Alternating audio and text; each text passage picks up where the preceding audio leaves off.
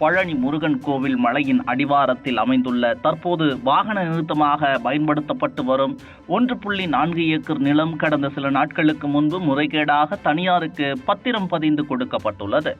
இதன் சந்தை மதிப்பு சுமார் 100 கோடி ரூபாய் ஆகும். கடந்த 1888ஆம் ஆண்டிலேயே குப்புசாமி மணியக்காரன் என்பவரால் பழனி கோவிலின் ஆன்மீக மற்றும் பராமரிப்பு பணிகளுக்காக இந்த நிலம் தானமாக வழங்கப்பட்டது. இந்த நிலத்தை லீஸுக்கு எடுத்த நபர்கள் உரிமை கோரி நீதிமன்றம் சென்றபோது இது முழுமையாக கோவிலுக்கு மட்டுமே சொந்தமான ஒரு நிலம் என்று கடந்த 2025ஆம் ஆண்டு நீதிமன்றம் தெளிவான ஒரு தீர்ப்பை வழங்கியிருக்கிறது.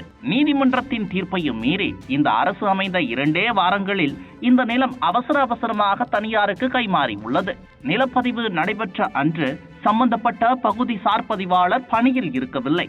அவருக்கு பதிலாக மற்றொரு அலுவலகத்தைச் சேர்ந்த மாற்று சார்பதிவாளர் வரவழைக்கப்பட்டு ஒரே நாளில் இந்த நிலப்பதிவானது முடிக்கப்பட்டுள்ளது.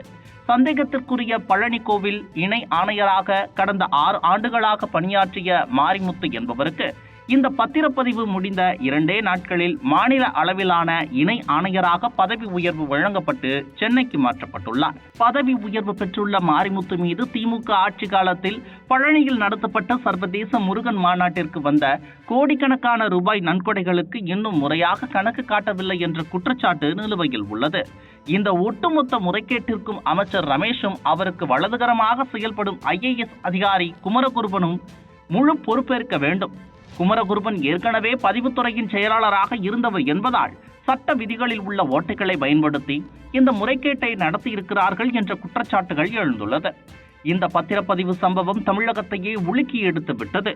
கொடைக்கானல் பத்திரப்பதிவு அலுவலகத்தில் சார் பதிவாளராக பணிபுரியும் ஜஸ்டின் மணிகண்டன் ஒரு நாள் மட்டும் பழனியில் பணிபுரிந்து முறைகேட்டில் ஈடுபட்டுள்ளதுதான் தற்போது சோசியல் மீடியாவில் பலருக்கும் அதிர்ச்சியை தந்து வருகிறது. இந்த மோசடி விவகாரத்தில் முறைகேடாக பத்திரப்பதிவு செய்த சார் பதிவாளர் ஜஸ்டின் மணிகண்டன் அதிரடியாக சஸ்பெண்ட் செய்யப்பட்டுள்ளார். அது மட்டுமல்லாமல் கரூர் மாவட்டத்தில் சுமார் 15 கிராமங்களை உள்ளடக்கிய 3000 ஏக்கருக்கும் அதிகமான கோவில் இனாம் நிலங்கள் ஒரே இரவில் அவசரமாக பட்டா மாற்றம் செய்யப்பட்டுள்ளன. இதன் சந்தை மதிப்பு சுமார் 25,000 கோடி ரூபாய் ஆகும்.